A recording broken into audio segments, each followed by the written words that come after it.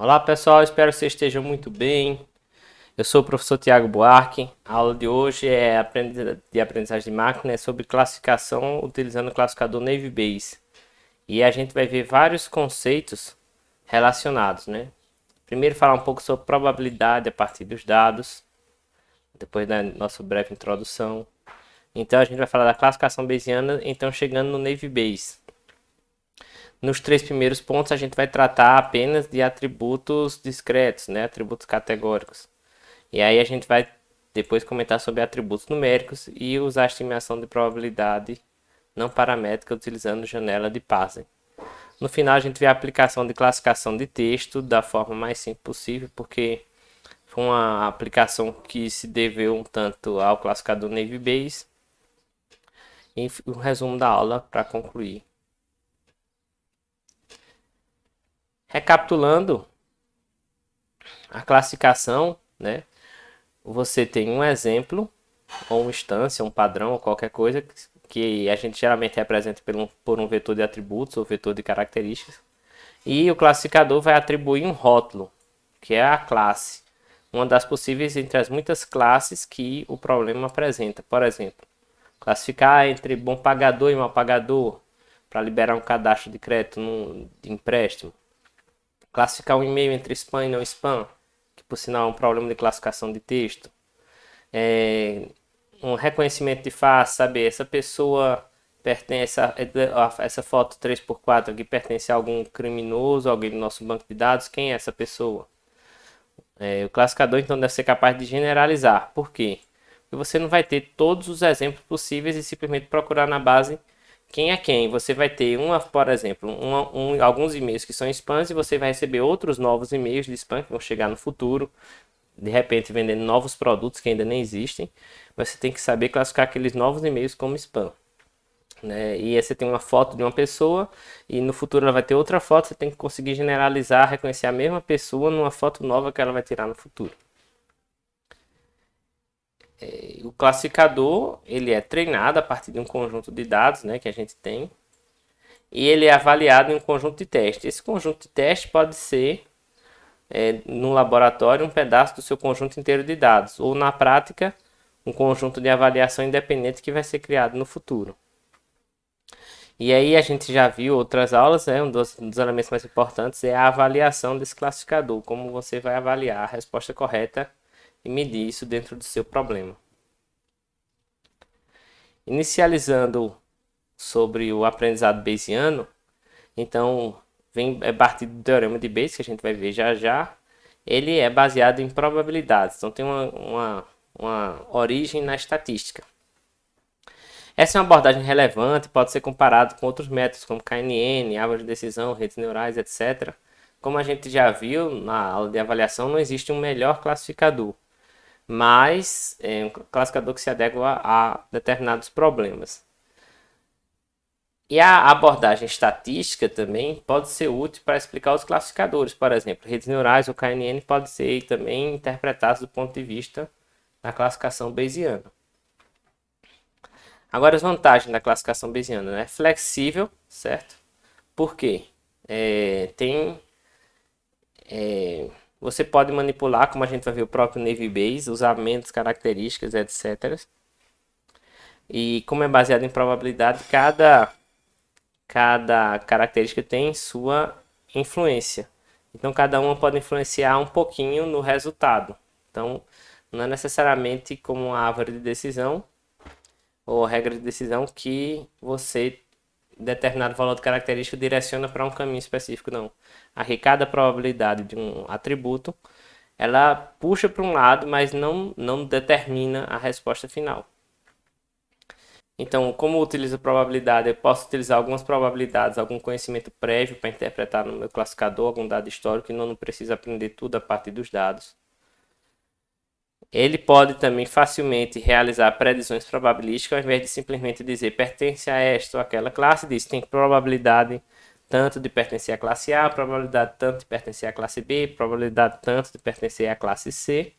E aí você consegue determinar até criar um limiar, né, para dizer, ó, só classifique se a probabilidade tiver 80% de certeza de pertencer a alguma classe. Então, pode rejeitar estimativas menos confiáveis. A gente vai ver que tem como você estimar o erro de classificação sem nem utilizar o classificador, apenas baseado em probabilidades. Tem várias formas de se fazer isso. Nessa aula a gente vai ver apenas a mais simples. Calcular a classificação pode ter um custo elevado e isso aí depende muito da abordagem, né? Mas a gente vai ver uma abordagem mais básica e depois vai mostrar como a gente consegue acelerar e reduzir até a demanda por dados utilizando o Naive Bayes. Essa segunda parte da aula sobre probabilidade a partir dos dados, a gente começa com alguns conceitos. A probabilidade, né, a priori, de se assumir de A, que é a variável de interesse, assumir o valor Azinho, por exemplo. Probabilidade a priori de A ser igual a zero. Então, a variável A nessa base de dados aqui tem 5 exemplos. Dos 5, 3 são 0 e 2 são 1. Então, a probabilidade de 0 são 3 sobre 5. A probabilidade de A ser igual a 1 é 2 sobre 5. A probabilidade de B ser igual a 6 é 3 sobre 5, porque tem 3 valores 6. E a probabilidade de B ser igual a 7 são 2 sobre 5, porque tem somente 2 dos 5 valores iguais a 7. Probabilidade condicional. A probabilidade condicional é a probabilidade, né, de A dado B e a probabilidade do valor A dado que B já ocorreu. Por exemplo, probabilidade de A ser igual a 0, dado que B é igual a 6. Existem 3 casos onde B é igual a 6. Então, são 3 casos onde B é igual a 6. E desses 3 casos, 2, o valor de A é 0. Então, a probabilidade de B ser igual de A ser igual a 0, dado que B é igual a 6, é 2 terços. De A ser igual a 1, dado que B é igual a 6, é 1 terço. De B ser igual a 6, dado que A é igual a 1, olha, a gente tem aqui 2 casos onde A é igual a 1. Né? E nesses 2 casos, tem um deles é 6. Então, é 1 sobre 2. E o último conceito que a gente tem é a probabilidade conjunta. Na probabilidade conjunta, estima a probabilidade de 2 eventos ocorrerem ao mesmo tempo, ou 2 situações acontecerem ao mesmo tempo. Veja, a probabilidade de A ser igual a 0 e B igual a 6 acontece 2 vezes nos 5 casos, portanto é 2 sobre 5. A probabilidade de A ser igual a 1 enquanto B é igual a 6, ela ocorre uma vez nos 5 casos, portanto ela é 1 sobre 5.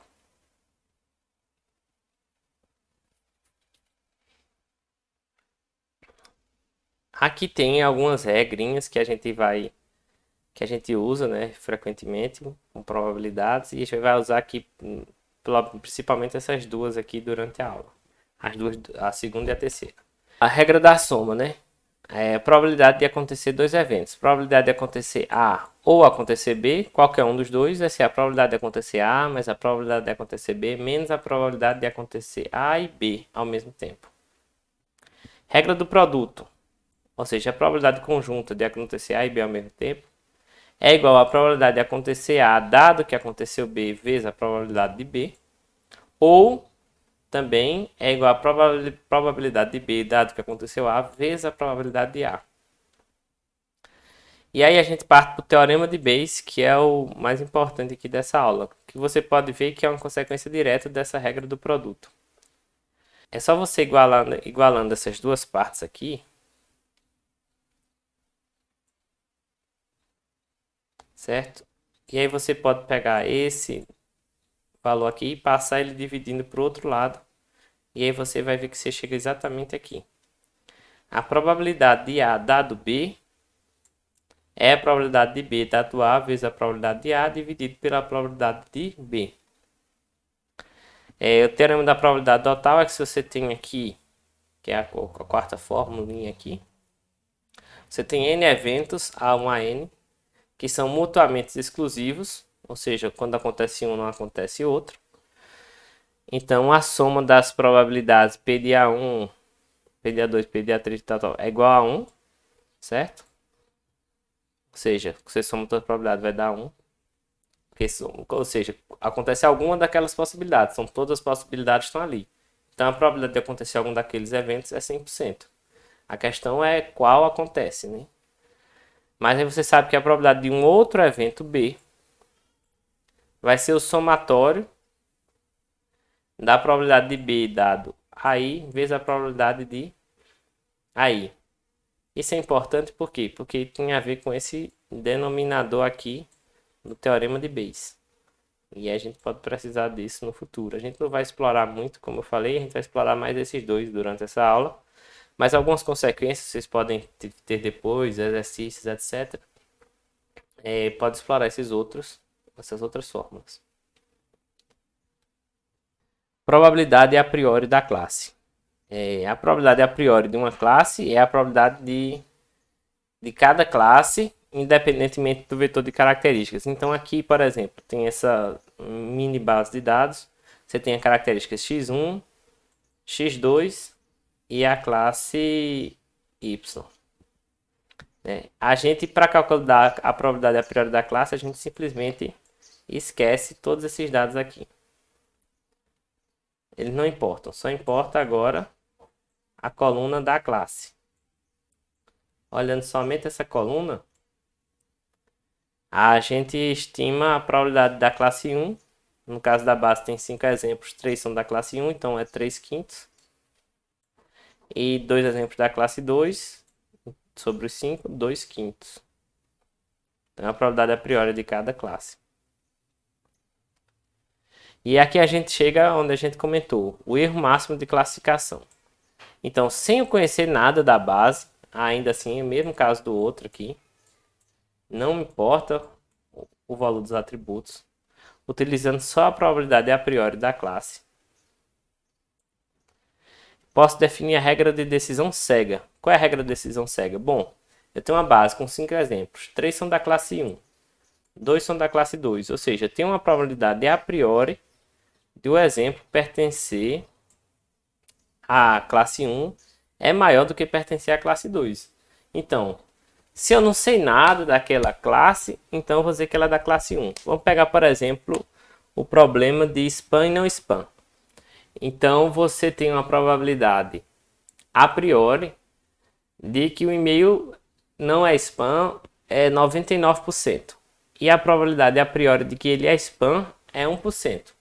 Portanto, se chegar um e-mail e você não olha o e-mail, você não vai mandar ele para a caixa de spam, porque 99% das vezes ele não é spam. Então, você, para errar menos, você vai entregar o spam para o usuário. Agora, se você quer eliminar spam, você vai ter que observar os dados.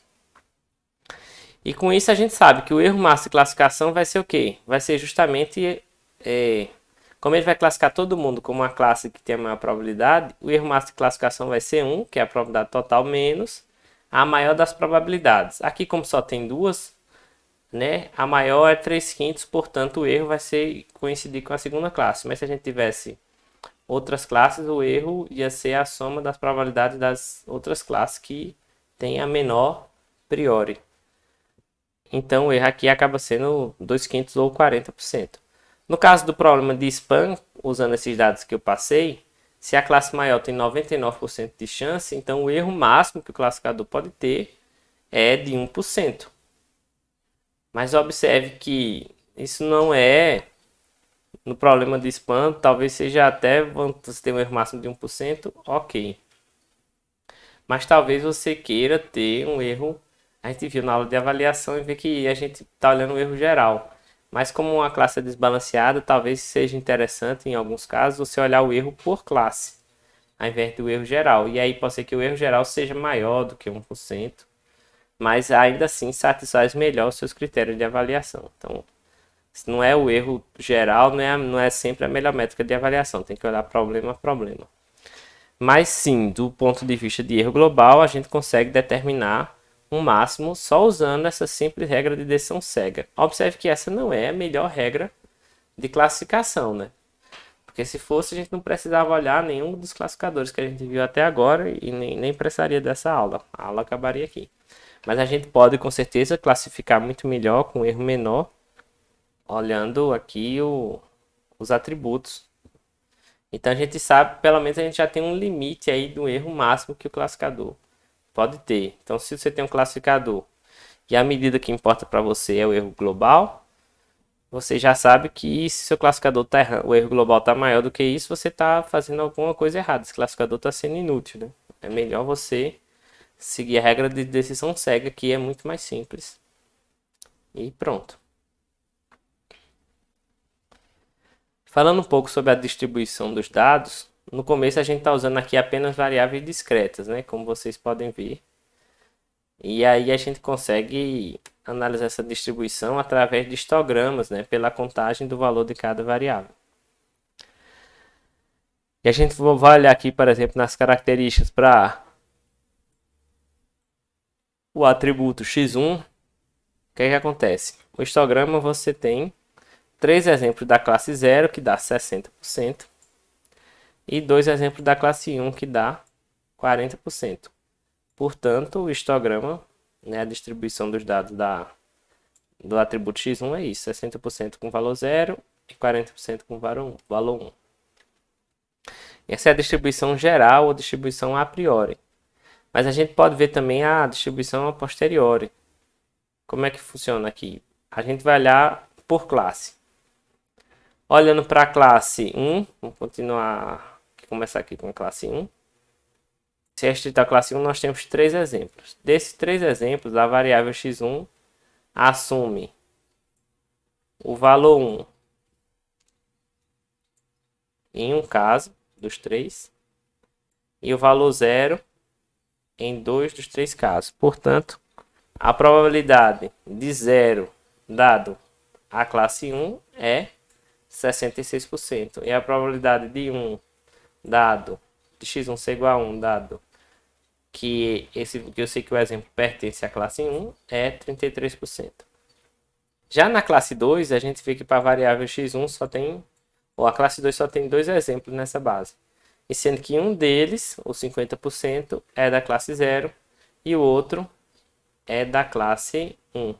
E aí a gente pode ver aqui que realmente a quantidade é igual. Considerando que a classe 2 tem 50% de pertencer à classe 0 e 50% de pertencer à classe 1.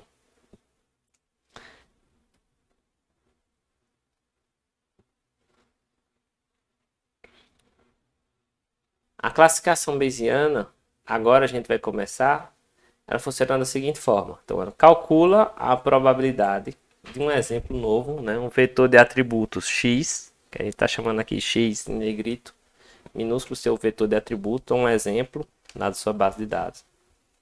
A probabilidade dele pertencer para cada uma das classes. E aí tem, vamos supor, 50% de pertencer à classe 0 e 50% de pertencer à classe 1. Opa, então aí já não sei como classificar, deu um empate, aí tem que ter uma regra de desempate. Mas se tiver 90% de chance de pertencer à classe 1 e 10% de chance de pertencer à classe 2, então eu vou classificar ele como sendo da classe 1. Portanto, eu calculo a probabilidade de o exemplo pertencer a cada uma das classes e atribuo ele à classe para a qual ele tem a maior probabilidade de pertencer. Aí aqui a gente está dizendo o quê? Como é que a gente representa isso? A probabilidade de pertencer à classe CI, dado x, onde x está representando a sua entrada do seu algoritmo, e aí você calcula essa probabilidade para cada uma das classes. E a regra de decisão bayesiana pode ser descrita assim, ó, a classe CI, a probabilidade de CI você atribui ou decida pela classe CI, se a probabilidade da classe CI, dado o meu vetor de atributo x, é maior do que CJ, ou seja, outra classe, pode ser classe 1 e 2, classe 2 e 3, etc. Qualquer classe 1 e 2 e 3, por aí vai. Então você atribui x, vai pertencer à classe I, se a probabilidade de pertencer à classe I é maior que a probabilidade de pertencer às outras classes. Qualquer outra classe que seja diferente dessa que eu escolhi, né? Qualquer outra classe J diferente dessa.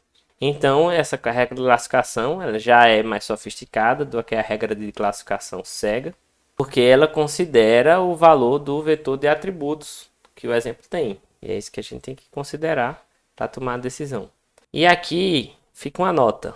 Observe que a probabilidade de CI dado x é diferente, é uma coisa diferente da probabilidade de x dado CI. É que a gente vai ver agora com o teorema de Bayes. Aqui no teorema de Bayes a gente vê que a gente utiliza a probabilidade de x dado ci vezes a probabilidade de ci dividido pela probabilidade de x para encontrar o quê?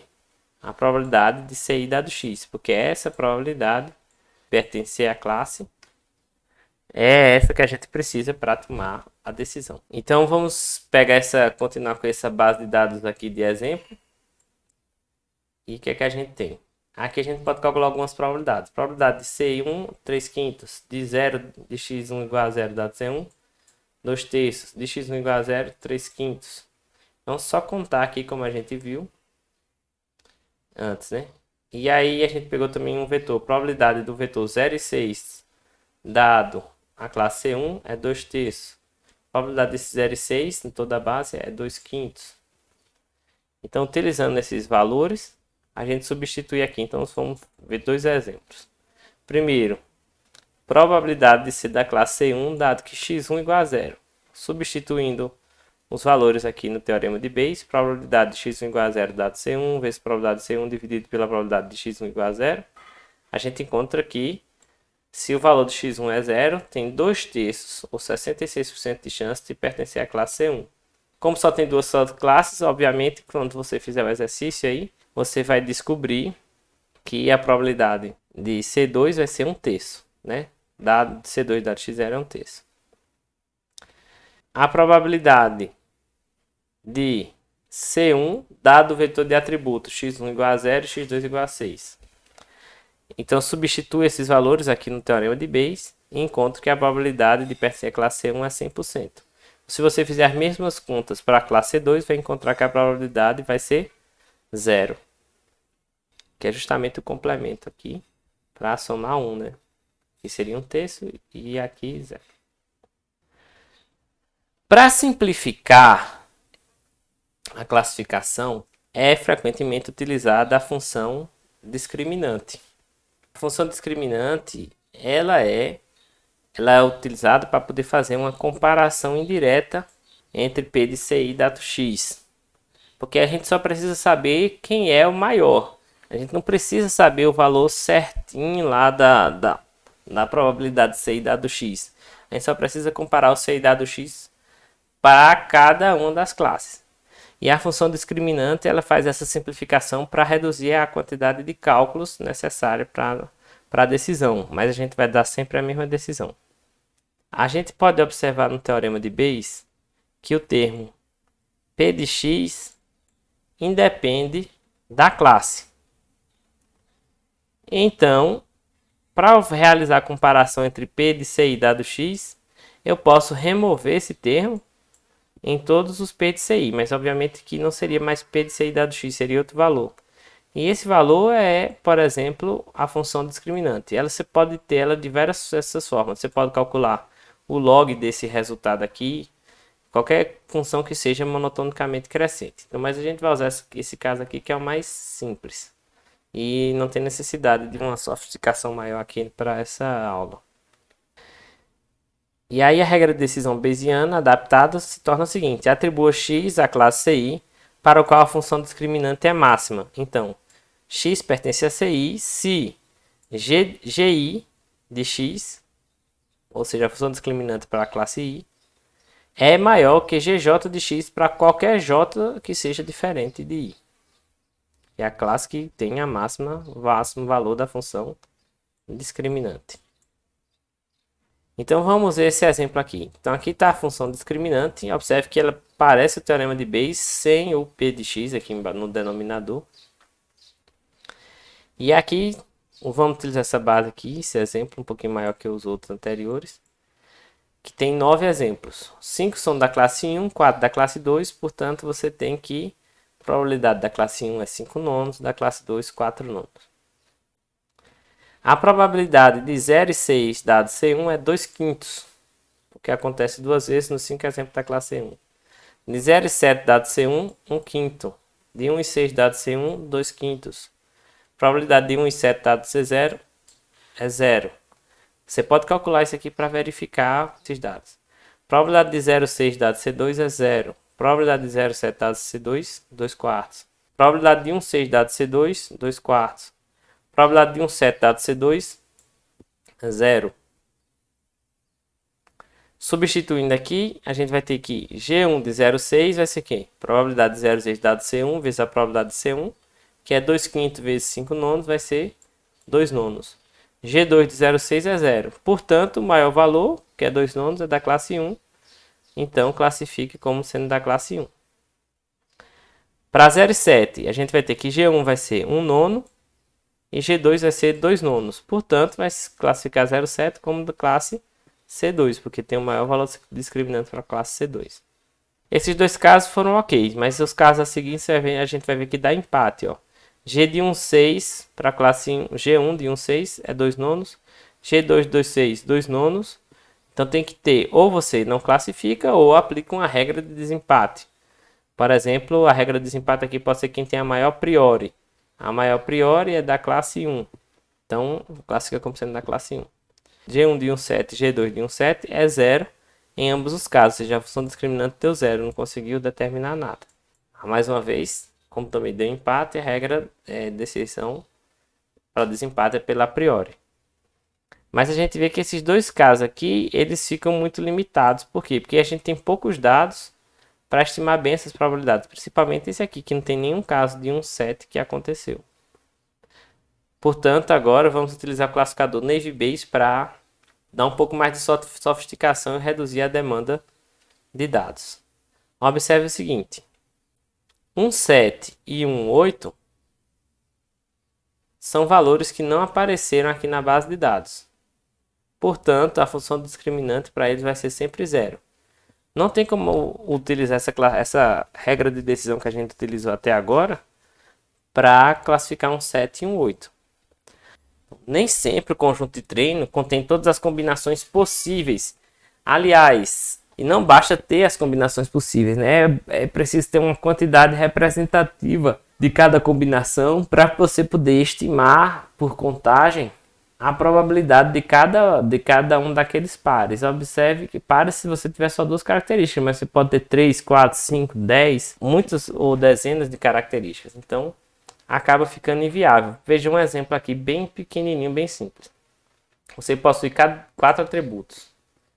E cada atributo admite 3 valores possíveis. Então, dá um total de 81 combinações.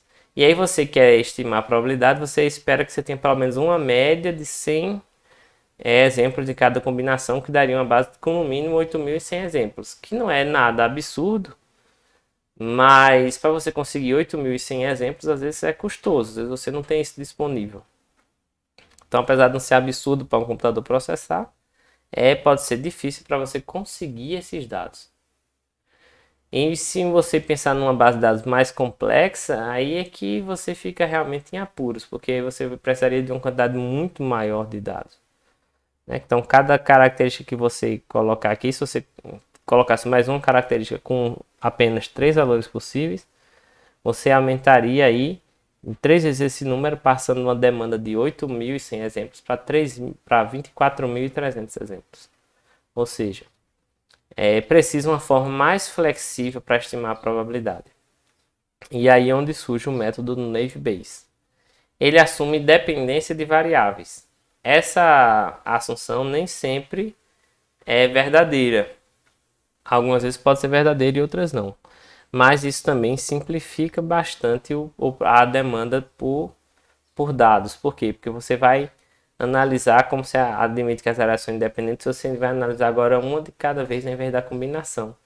O que requer uma quantidade menor de dados, né? Porque você não vai precisar mais combinar esses valores. E o que é independência de variáveis? Alguns vetores, como a gente viu, né, eles têm probabilidade zero, não ocorre, né? É o caso de 1,7 dado da classe 1, 7 dado da classe 2, 1,8, né? Naquele exemplo que a gente olhou. Se o valor de um atributo independe do outro, então é dito que eles são independentes, ou seja, a probabilidade de A dado B é igual à probabilidade de A. É uma consequência, por quê? Porque não importa se B aconteceu, isso não interfere em nada a probabilidade de A. Então a regra do produto, o que acontece? Utilizando a regra do produto, o que acontece? Tem a probabilidade de A e B é igual à probabilidade de A dado B vezes a probabilidade de B. Sendo que a probabilidade de A dado B, como a gente viu aqui acima, ela é igual à probabilidade de A. Portanto, a probabilidade de A dado B se torna apenas a probabilidade de A vezes a probabilidade de B. Portanto, quando você tem a probabilidade de A1 vezes a probabilidade de A1 de um vetor de atributos A1, A2 tal a N, vai ser o quê? A probabilidade de A1 vezes a probabilidade de A2 vezes a probabilidade de A3 tal vezes a probabilidade de AN, que é a mesma coisa que o produtório, esse π maiúsculo aqui, de 1 até n da probabilidade de AI. A gente tem que o classificador Naive Bayes ele assume a independência dos atributos.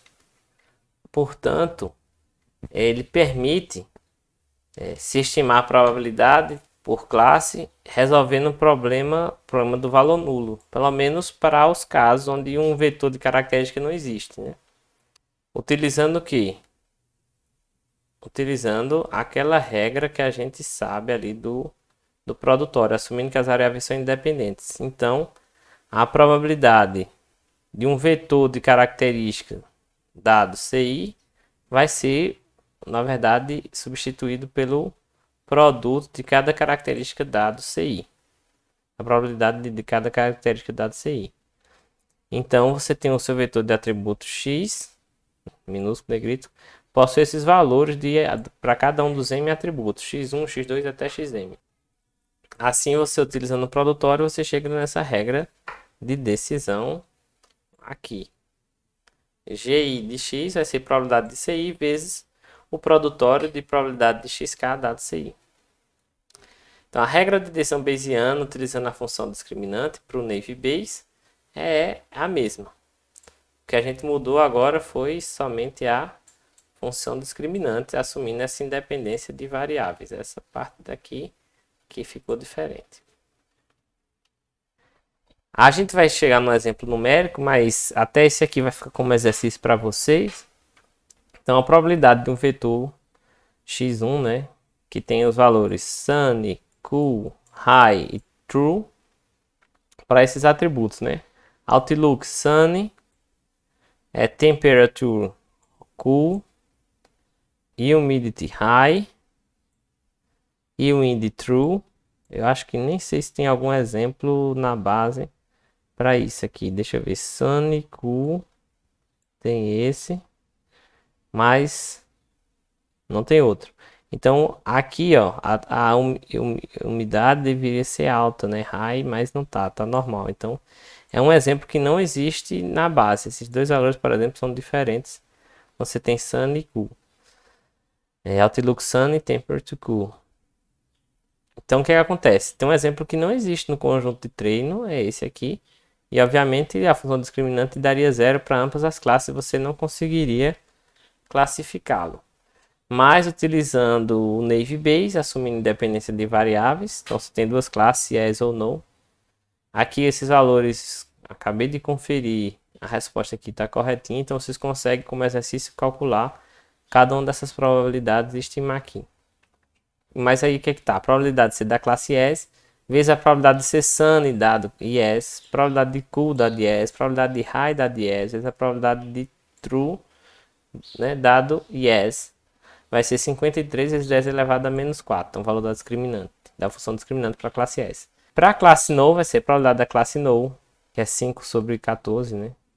Vezes a probabilidade de sunny dado no, vezes a probabilidade de cool dado no, probabilidade de high dado no, probabilidade de true dado no, e você chega que é 206 vezes 10 a menos 4. Portanto, a probabilidade é maior para a classe no e a gente classifica ele como sendo no.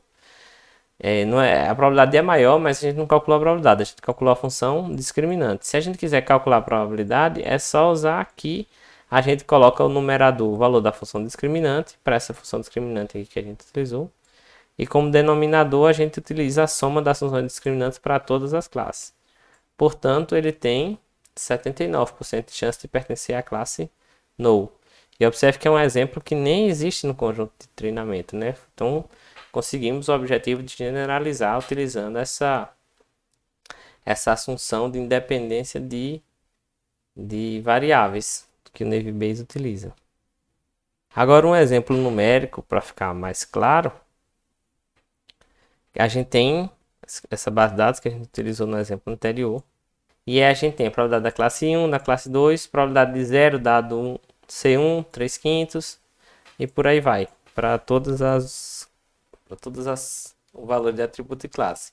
Observe que aqui a gente não precisa mais calcular a probabilidade para um vetor de atributos. Por quê? A gente vai utilizar o vetor como um produto da posteriori para cada um dos atributos. Então, a função discriminante G1 para 0,6 vai ser que P de C1 vezes P de 0 dado C1 vezes P de 6 dado C1.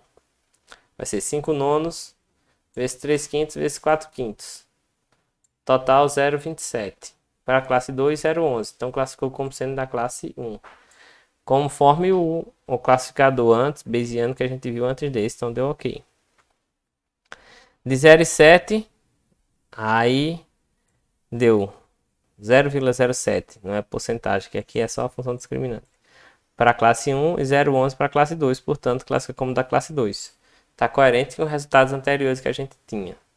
Nesses dois últimos casos, aqui tinha dado empate, não é isso?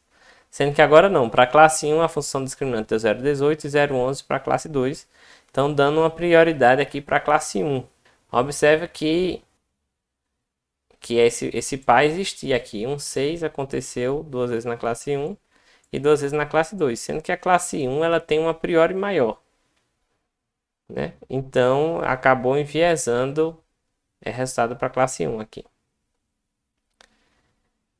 E eu acho que outra coisa que enviesou, na verdade, também é a probabilidade de 6, x2 igual a 6 dado C1, que é muito alta para a classe 1. Esse outro valor, a função discriminante antes dava 0, porque não existia esse par 1,7 no conjunto de treino. Quando você calcula a função discriminante aqui, você dá 0,4 para a classe 1 e 0,11 para a classe 2. E aí nem empate dá antes que vocês tinham valor discriminante sempre 0, agora você consegue decidir pela classe 2 com tranquilidade. E possivelmente o que puxou enviesou esse valor para a classe 2 foi essa probabilidade aqui, de x2 igual a 7 dado C2, que é mais alto do que é aqui, ó, quase 50% em relação a 20% a 1/5 para a classe 1. Para estimar as probabilidades de atributos discretos, né, categóricos, que a gente viu até agora, a gente tem utilizado a contagem. Como tem sido essa contagem? A probabilidade de se assumir o valor xk dado ci vai ser o quê? A quantidade de exemplos naquela classe que tem o valor xk dividido pela quantidade de exemplos naquela classe ci. Sendo que isso pode acontecer, se a base for pequena, pode ser que a gente encontre alguma probabilidade de xk dado ci igual a 0 em alguns exemplos, o que vai fazer com que a função discriminante no Navy Base também vá para 0. A gente, mesmo o Navy Base sendo mais robusto, se a base for muito pequena, ele vai apresentar essa limitação. Ele é mais robusto no sentido que ele permite você resolver mais, assumindo essa independência de variáveis, consegue resolver casos onde você não tem dados suficientes, né? Mas ele também está impondo essa restrição, lembrando que está impondo a restrição de que as variáveis são independentes e que o classificador pode não se sair tão bem se essa restrição não for verdadeira. Mas bom, considerando que a base é pequena e que ainda assim você não tem exemplos suficientes, que é o caso aqui que a gente vai mostrar, eu vou mostrar logo o exemplo, depois eu volto. Essa basezinha aqui é bem pequena, que obviamente não faz sentido para uma base real de classificação, para você treinar os seus dados, mas vai servir para a gente de exemplo.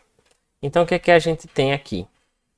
A gente tem que o valor 0 só acontece na classe C1 e o valor 1 para a variável x1 só acontece na classe C2.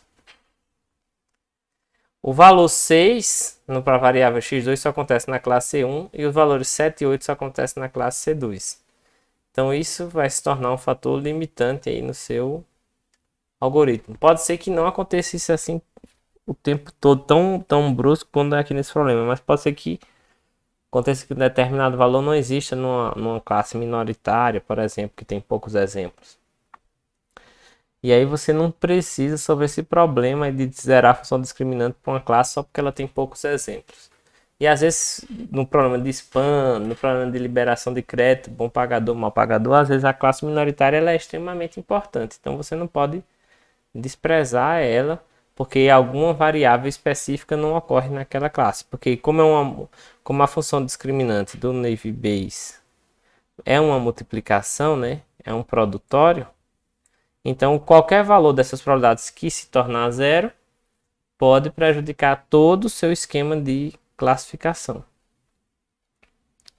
Então o que é que acontece aqui para essa base? Ó, se a gente assume que os dados são abundantes, que é o que a gente tem feito até agora, a gente vê que nós vamos ter vários casos de probabilidade zero. A probabilidade de x1 igual a 1, dado C1 vai ser zero, de x2 igual a 7 ou x2 igual a 8, dado C1.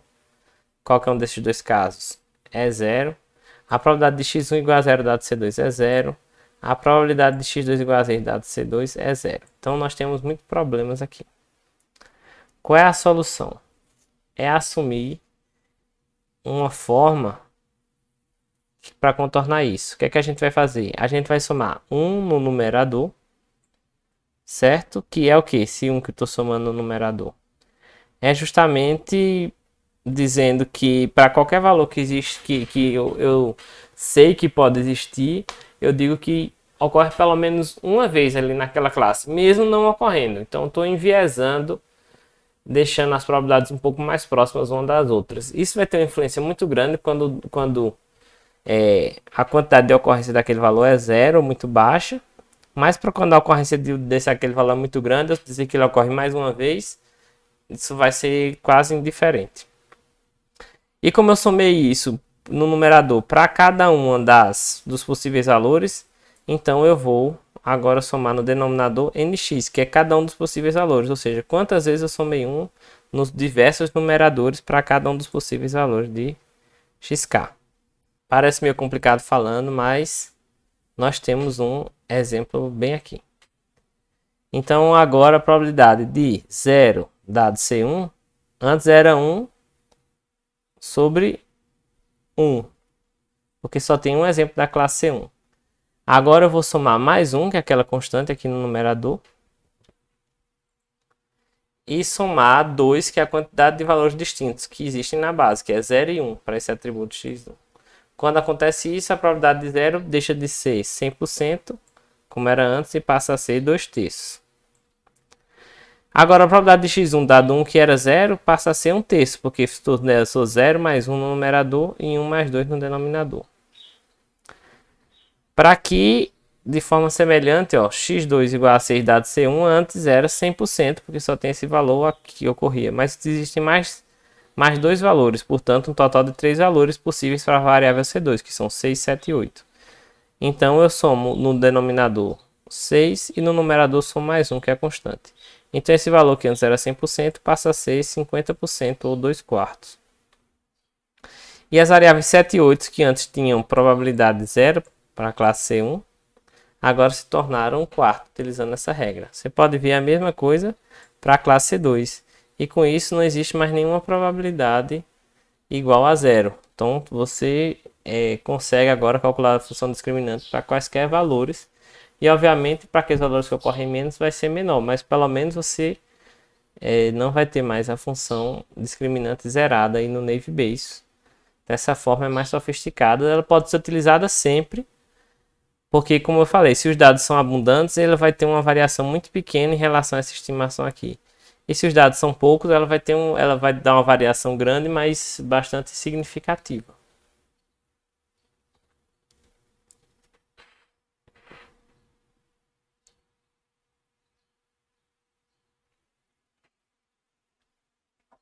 Até então a gente tratou apenas com atributos discretos, categóricos, né? Agora nós vamos trabalhar com atributos numéricos. A variável contínua, né, ou numérica, ela não dá para a gente contar porque pode ter muitos valores. Se a gente está falando de um número, pode ser. Então a gente não tem mais está lá 0 ou 1, mas você pode ter 0,9324. E aí para você contar, exigiria, mesmo que você restringisse, aproximasse o número de casas decimais, você podia demandar uma quantidade muito mais elevada de dados. Então, geralmente, você tem que usar outras técnicas para tratar com essas variáveis contínuas, os que a gente costuma chamar de atributos numéricos. Ao invés de usar contagem, tem que usar outras formas. Então, geralmente, as probabilidades para variáveis contínuas são definidas, né, através de função de densidade de probabilidade. A gente pode usar alguma função dessas. E a gente vai calcular que a probabilidade para um determinado valor, na verdade, não vai ser a probabilidade para aquele valor, mas a área sob a curva no intervalo em torno daquele valor, né? Mais ou menos em torno de A. A gente soma essas probabilidades ali, soma a área da curva. A função de densidade de probabilidade mais comum é a chamada normal, ou função gaussiana. Ela tem aquela forma de sino, a gente já vai ver daqui a pouco. Ela é definida por dois parâmetros. Um delas é a média e o outro é o desvio padrão. Então, essa é a forma da PDF ou FDP. Aqui, PDF seria em inglês, né? Então, ela é uma ESP, é o número de OIL elevado a esse determinado expoente aqui, né? Então, um valor em torno da média dividido pela variância. A variância é o desvio padrão elevado ao quadrado. Então, a média a gente pode estimar ela a partir do conjunto de dados, dessa forma, né? Como a gente já conhece. E o desvio padrão pode ser estimado dessa forma a partir do conjunto de dados. E aqui está o desenho da função de densidade normal. O que acontece? Que 68% dos dados estão aqui entre mais ou menos um desvio padrão em torno da média. Então, o centro aqui, o pico da curva aqui é na média, né? Então, 68% dos dados estão aqui, nesse intervalo daqui até aqui, que seria mais ou menos um desvio padrão. 95% dos dados estão aqui, entre menos 2 e mais 2 desvios padrões. E 99,7% estão aqui entre menos 3 e mais 3 desvios padrões. Então, observe que quanto mais próximo da média, maior a probabilidade de um valor ocorrer. E uma probabilidade ínfima existe, né, de o valor estar bem distante da média. É importante observar aqui, ó, que o desvio padrão, quanto maior o desvio padrão, mais achatada fica a curva. Porque a área sob a curva tem que ser sempre 1, a área embaixo da curva. Porque é a soma de todas as probabilidades que tem que dar 1. Então, se os dados estão mais espalhados, para que essa área permaneça 1, não adianta só abrir a curva, ela tem que abrir, tem que abaixar, tem que ficar achatada. Então a gente olha aqui nesse exemplo aqui, tem duas classes, né? Essa classe azul aqui, que ela está nessa direção horizontal, ela está bem espalhada, portanto a variância dela fica alta, a curva dela ficou bem achatadinha. E já a classe vermelha aqui dos quadradinhos ficou menos achatada, um pouquinho mais pontiaguda na direção horizontal. Se a gente interpreta a outra variável, né? A variável aqui da direção vertical. Na variável da direção vertical, a gente vê que a classe azul, realmente ela está bem alta, a curva bem pontiaguda, ou seja, está uma variância pequena nessa direção aqui. Mas já a classe vermelha está com uma variância grande nessa outra direção e, portanto, a curva fica bastante achatada. Então, a gente consegue observar que são duas variáveis distintas. Uma tem um desvio padrão grande para a classe 1, que é essa a horizontal, e outra tem um desvio padrão grande para a classe 2, que é a variável do eixo vertical. Como é que a gente utiliza a densidade normal para estimar probabilidade? Então a gente precisa, para usar lá no Navy Base, por exemplo, a gente precisa da probabilidade de xj ter o valor x dado ci. Então a gente precisaria o quê? Da média da classe I para a variável j e do desvio padrão também da classe I e para a variável j. Então calculo isso independentemente para cada classe e para cada coluna da classe, certo? Para cada atributo. E aí quando eu quiser estimar isso, eu só faço substituir esses valores de x, o valor que eu quero estimar a probabilidade, o valor do desvio padrão e da média na fórmula, e aí eu encontro a probabilidade. Aqui tem um exemplo. Então aqui a gente vai estimar o quê? A probabilidade de x1 igual a 0 para a classe 1. Então aqui está a fórmula da média. Eu vou ter que pegar a quantidade de exemplos da classe 1, que são 5. Né? E ver, estimando, calculando essa média, né? Como tem 5 valores. E aí eu vou ter 0, 0, 0, 1 e 1. São esses valores que ocorrem aqui para a variável x1. Então a média para a variável x1 vai ser 2 sobre 5, que dá 0,4. E o desvio padrão para essa variável vai ser calculado também de acordo com a fórmula e vamos ter um desvio padrão de 0,5. Substituindo esses dados aqui na fórmula da distribuição normal, a gente encontra que a probabilidade de x1 ser igual a 0 dado C1 é de 0,58, ou 58%. É interessante observar que por contagem, né, quando a variável a gente tratava como uma variável discreta, a probabilidade é 60%, e aqui pela distribuição normal deu 58%. Porque a distribuição vai jogando também ali para longe da média alguma probabilidade pequena de outros valores ocorrerem. E antes a gente estava limitado, só podia ter o valor 0 ou 1.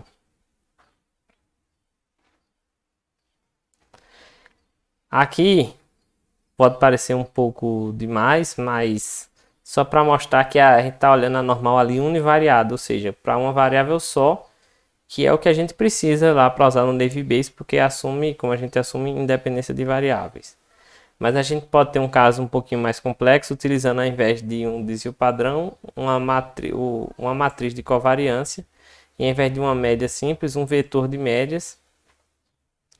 E isso define a normal multivariada. Isso pode ser útil em casos quando você tem duas ou mais variáveis, né? E a curva normal aqui, ó, por exemplo, com duas dimensões, já tem uma forma de um sino aí 3D, né? Porque esse eixo vertical aqui vai ter as probabilidades e aqui são os valores das duas variáveis, né? O eixo x e z.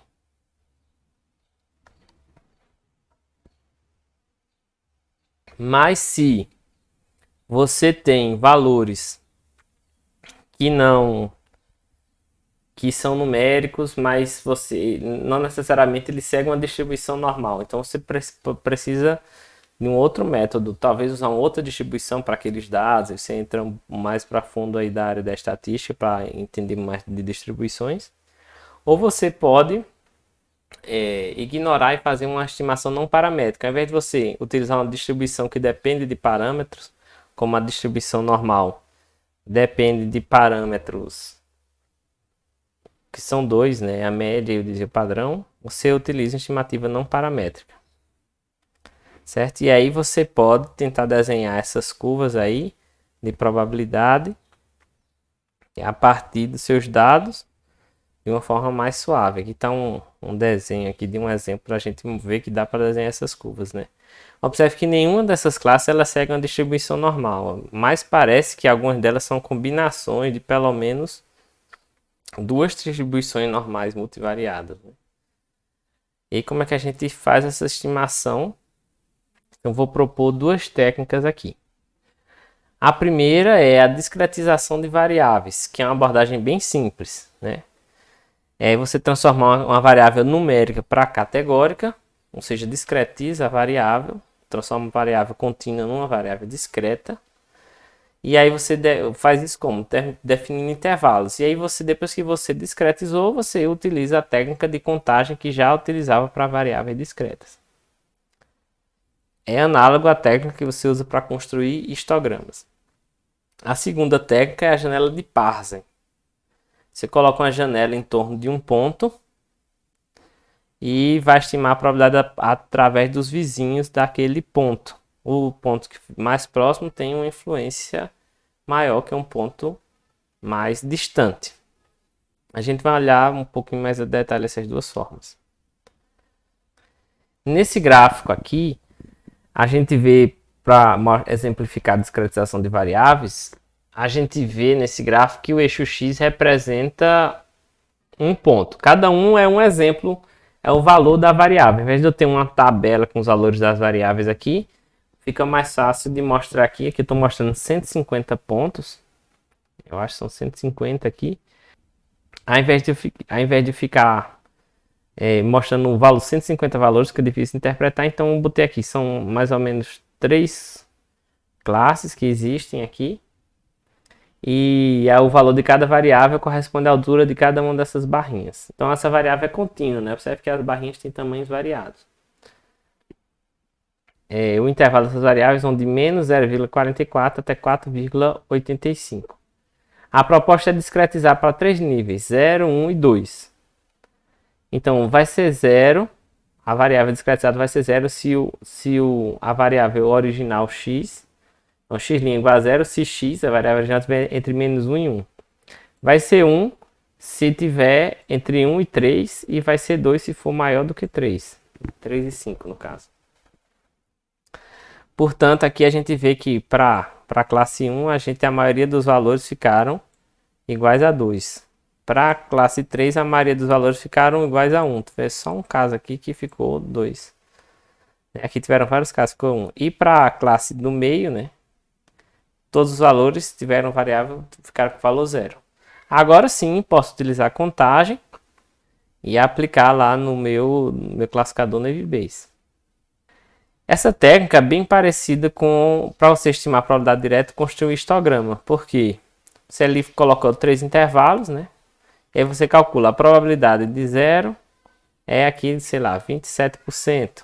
A probabilidade de x igual a 2, ou seja, entre 1 e 3 aqui, é de 40%. E maior do que 3 é de 30%. Ou 30 e poucos por cento. E aqui é 40 e pouco por cento também. Ou seja, então as probabilidades são expressas por histogramas, como a gente viu lá no comecinho da aula. Só que você pode fazer um histograma desse para cada classe, né? Que você estima a probabilidade de determinado valor dada a classe 1, probabilidade de determinado valor dada a classe 2. Mas tudo isso se dá primeiro pela discretização da variável que antes era contínua. A janela de Parsons, ela é parecida com o histograma, mas aqui está, por exemplo, mostrando uma variável x e a função densidade definida por um histograma.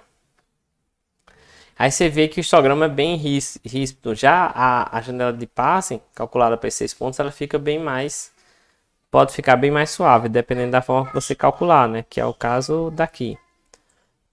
Então, a gente pode pensar na janela de Parsons como se fosse um histograma mais sofisticado. Porque ao invés de eu definir a minha barrinha e ver quem está, quem não dá no histograma, eu pego um ponto qualquer, olho os vizinhos aqui e calculo e somo a probabilidade de cada vizinho ocorrer, por exemplo. Como é que funciona a estimação de densidade utilizando a janela de Parsons? Então, a probabilidade de x vai ser 1 sobre h. H é o intervalo da janela, que é análogo à largura da barra do histograma. Como histograma também você pode ter mais barras ou menos barras. Se você tiver mais barra, a largura de cada barra vai ser menor. Então, o H vai ser proporcional a essa largura da barra. Quanto menor a largura da barra, mais detalhado é o histograma e a janela de Parsons também. E φ é a função de kernel. Então, você pega, o que acontece? Você calcula a distância, né, entre o seu exemplo x, que você quer calcular a probabilidade, e o xi, cada xi, que é exemplo da sua base de dados. Essa distância você divide pela barrinha h, quanto menor for a barrinha, mais detalhado vai ficar, maior vai ser esse valor. Joga esse valor na função φ, que é a função de kernel. A função de kernel ela vai dar um valor alto, se isso aqui estiver próximo de zero, e um valor baixo se o que passar para ela estiver longe de zero.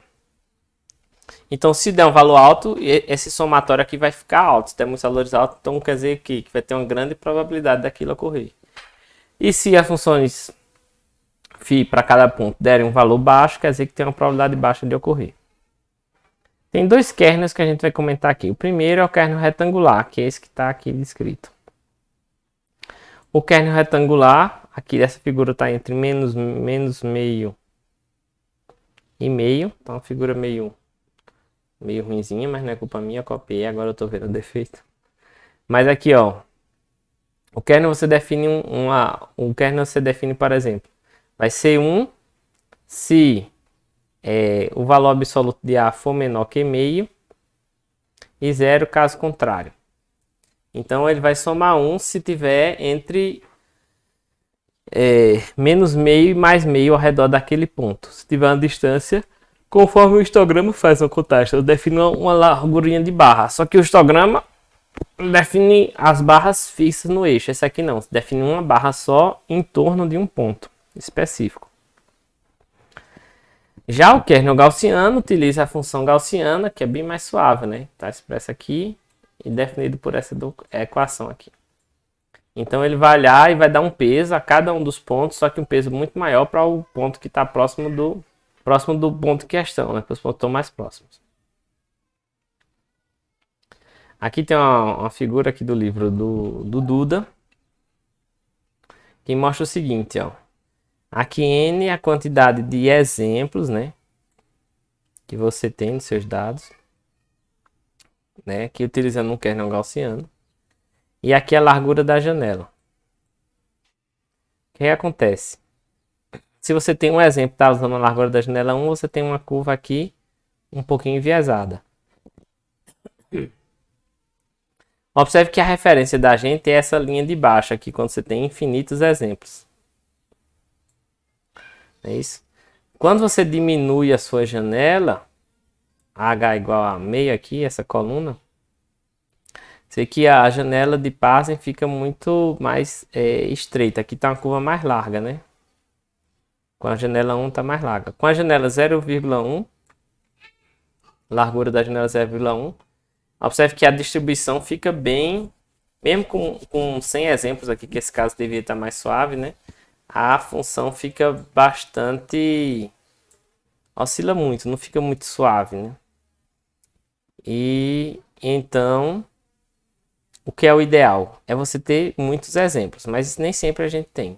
Então a gente sabe que com a janela mais larga, a gente pode ter uma representação que pode suavizar demais. Aqui tem mais alguns exemplos de uma simulação que eu fiz, ó. Primeiro utilizando um kernel gaussiano. Então com a janela bem pequenininha, 0,01, observe como fica ríspida aqui a curva, cheia de picos, né? E com a janela um pouquinho maior, 0,1, a gente já tem uma curva que a gente consegue ver que os dados, ó, parece que tem 4 pontos de maior frequência aqui, né? Talvez esse com maior frequência, aqui com maior frequência e mais esses outros dois aqui. Usando um H maior, H igual a 1, aí a gente tem que a curva fica aqui, ó. Tem uma partezinha aqui contínua, você vê duas áreas principais, essa e uma ligação aqui. E usando um H10, é que você vê que é só uma distribuição só aqui, bem grande, né? Com a média 2, parecendo uma distribuição normal já. E esses dados, vocês podem ver que é aquele mesmo dos dados que eu usei no conjunto de discretização. Provavelmente deve ser da base íris, uma variável lá da base íris. Usando o kernel retangular, a gente vê que os dados realmente ficam bem, assim, não é um kernel muito suave, né? Você consegue estimar, ó, com H igual a 0,1, são os mesmos valores de H aqui, 0,01, aqui 0,1, 1 e 10. E fica bem rígido aqui, ó. Esse aqui ainda ficou mais ou menos com H igual a 1, então kernel retangular talvez precise de um H maior, pelo menos nesse exemplo o resultado ficou melhor com H maior, por exemplo, H igual a 1. E H igual a 10 ficou terrível, não foi o resultado aqui, parecendo uma função constante. Para finalizar, a gente vai ver uma aplicação, vamos ver o básico do básico aqui sobre classificação de texto. Hoje em dia já tem bastante coisa mais sofisticada, mas a gente vai ver os primórdios da classificação de texto, que pode ser útil em alguns casos. E serve até de inspiração para outros algoritmos parecidos até para a imagem, né? Que é como a gente vai ver a técnica de Bag of Words, que é chamado saco de palavras, né? Mas por que a gente vai ver classificação de texto na aula de Navy Base? Porque o Navy Base é um dos primeiros técnicos, né? Está lá no livro do Tom Mitchell, está nas referências, mostrando que ele foi um método muito útil para classificação de texto. Utilizando essa técnica de Bag of Words, que pode traduzir ao pé da letra como saco de palavras. Como é que ela funciona? Ele constrói um dicionário, então pega todas as palavras da base de dados. E agora cada palavra vai ser uma característica, ou seja, se você encontra em todos os seus textos, cada texto pode ter 100, 200 palavras, mas aí quando você soma todos, você pega todas as palavras de todos os textos, você encontra 1000 palavras distintas. Então para cada texto, você vai transformar cada texto, pega esse dicionário com 1000 palavras e transforma cada texto num atributo, num vetor de 1000 atributos, na verdade. E no Bag of Words, o vetor de atributo mais simples é binário, ou seja, aquele texto tem ou não tem aquela determinada palavra. O problema é que gera vetores de atributos muito longos, né? Porque tem muitas palavras. E também ele não tem relação, não observa a relação entre as palavras, né? Ignora a semântica, só vê se tem ou não tem a palavra.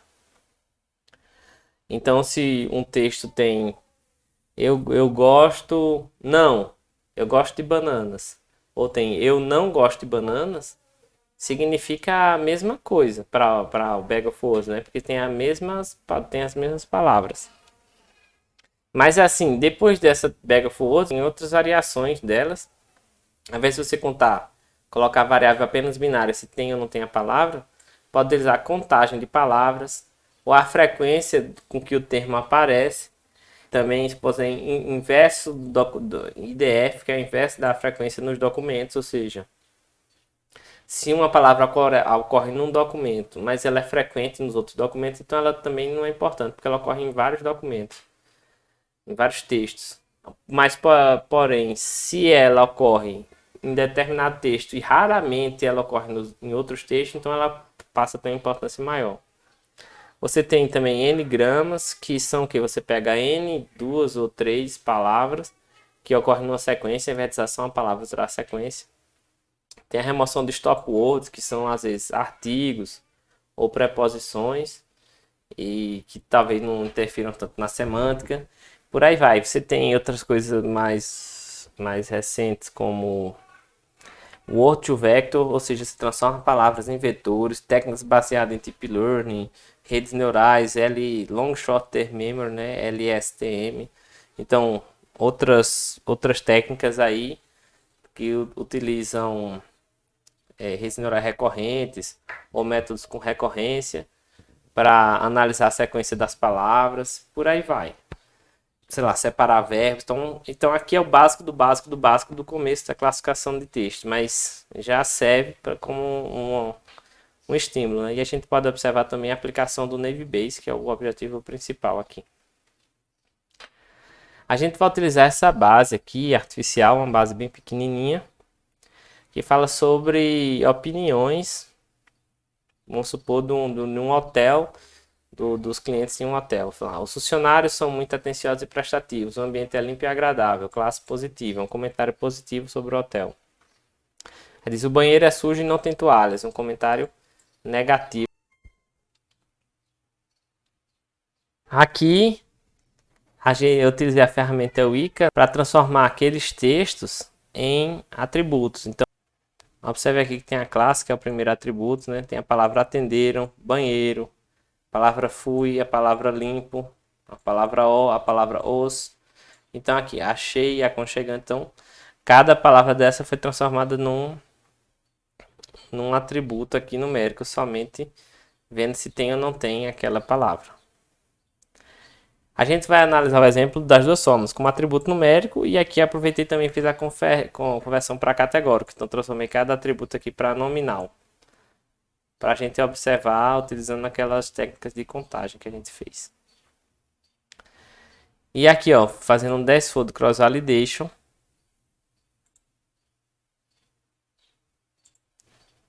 nesse 10-fold cross validation aqui, a gente vê que ele acertou 80% dos dados com essa matriz aqui, essa matriz de confusão, ou seja, enviesada para a classe A, para a classe positiva. Errou 2 da classe negativa e acertou todos da classe positiva. E a gente vê aqui os valores de precision, recall. Então, mostrando a classificação aqui para o Navy Base. E aqui mostrando um pouco das probabilidades, né, do conjunto treinado. Observe aqui que o atributo limpo, né, com valor 0 tem 3 casos, com valor 1, 4 casos para a classe positiva. Então, classe positiva tem 4 casos quando aparece a palavra limpo e 3 casos não aparecem. Então, tem 7 exemplos da classe positiva. Na classe negativa também tem 7 exemplos, só que apenas um deles leva a palavra limpo. Com a palavra sujo, aparece apenas uma vez na classe positiva, mas aparece 4 das 7 vezes na classe negativa. Só para pegar essas duas palavras, mas você vê que tem lá dezenas de palavras nessa base minúscula, né? Então, como resultado, a gente já comentou ali brevemente, né? A gente viu que o Navy Base conseguiu um bom resultado aqui, uma taxa de acerto de 80%. Tem os valores aqui para as métricas, né? Para a classe positiva, conseguiu um recall de 100%. Classe negativa, uma precisão de 100%. Utilizando a árvore de decisão, né? ID3, ainda lá no ICA, a gente viu que a árvore tem a seguinte forma. Se a palavra limpo igual a 0, ou seja, não tem a palavra limpo, e confortável igual a 0, não tem confortável, não tem nem limpo nem confortável, então é classe negativa. Mas se não tem a palavra limpo e tem confortável, então a classe é 1. Então o pessoal não liga.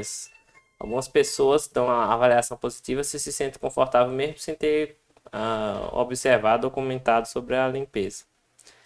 Por outro lado, se é limpo, já recebe a atribuição à classe positiva. Então, esse classificador aqui acerta 70% dos casos. Né? Erra um exemplo da classe negativa e 2 da classe positiva. Essa árvorezinha simples.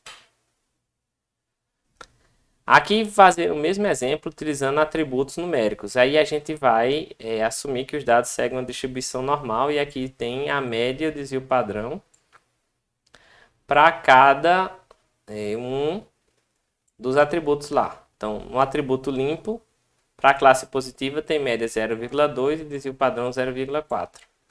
Para a classe negativa tem média 0 e desvio padrão 1,66. A palavra sujo tem média 0,6 para a classe negativa, com desvio padrão 0,48. E para a classe positiva, a média é 0, com desvio padrão 0,16. Observe então que a palavra limpo, né, tem um valor médio maior para a classe positiva e a palavra sujo tem um valor médio maior para a classe negativa. Aplicando aquilo na distribuição normal, você vê que consegue uma taxa de acerto de 100% e a matriz de confusão aqui fica perfeita para esses dados. Para finalizar a aula, vamos comentar um resumo, né? A gente viu primeiro como calcular a probabilidade a partir dos dados, a probabilidade a priori de cada classe e a regra de decisão cega, que a gente decide por a classe que tem a maior probabilidade a priori. E isso com isso a gente consegue definir o erro máximo de classificação. A gente discutiu sobre a classificação bayesiana. A gente assumiu a independência dos dados para definir o classificador Navy Base. A gente comentou sobre estimação de probabilidades dessas variáveis discretas através de contagem. Viu o caso especial quando você tem poucos exemplos, como você pode adaptar a estimação de probabilidades. Depois a gente discutiu a estimação de probabilidade para atributos numéricos, né? Que a gente pode definir uma função de densidade de probabilidade, né? Como a função da distribuição normal para estimar essas probabilidades, que a gente viu até esse exemplo também na classificação de texto. E a gente viu a estimação não paramétrica, né? Utilizando discretização e histogramas, e a outra forma utilizando janela de parsing. E a gente viu que a gente consegue estimar essas probabilidades de forma bem suave usando janela de parsing. Por último, a gente viu a aplicação utilizando classificação de texto, utilizando a técnica de Bag of Words, que a classificação de texto utilizou muito, né? Foi muito importante aqui. Tem uma história dela ligada ao classificador Navy Base. Hoje a gente viu que a classificação de texto pode ser bem mais sofisticada, mas a gente conseguiu ver a aplicação nesse problema, né, de forma real, utilizando o Navy Base, tanto para dados numéricos, utilizando a distribuição normal, quanto para utilizando contagem, né, para dados categóricos. Tudo isso aplicado na classificação de texto. Finalmente, aqui tem umas referências, né, o livro do Tom Mitchell que eu falei, que dá uma boa base para esse material. Então tem alguns livros aqui interessantes, o Theodorides, esse livro de Data Mining aqui, que é o livro relacionado aqui àquele software Weka que eu usei.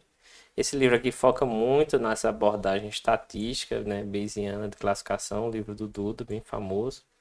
E tem um artigo meu aqui que utiliza esse erro de classificação um pouquinho mais sofisticado para uma técnica de redução de dimensionalidade aplicada aos dados. Sugiro vocês começarem, se for escolher um, começa por esse daqui. Se quiser se aprofundar muito, vai para cá. E pessoal, parabéns por ter chegado até o final dessa aula. Espero que tenha servido, tudo disponível, né, para quaisquer dúvidas, você entre em contato. Obrigado por ter participado e até mais. Espero que fiquem bem.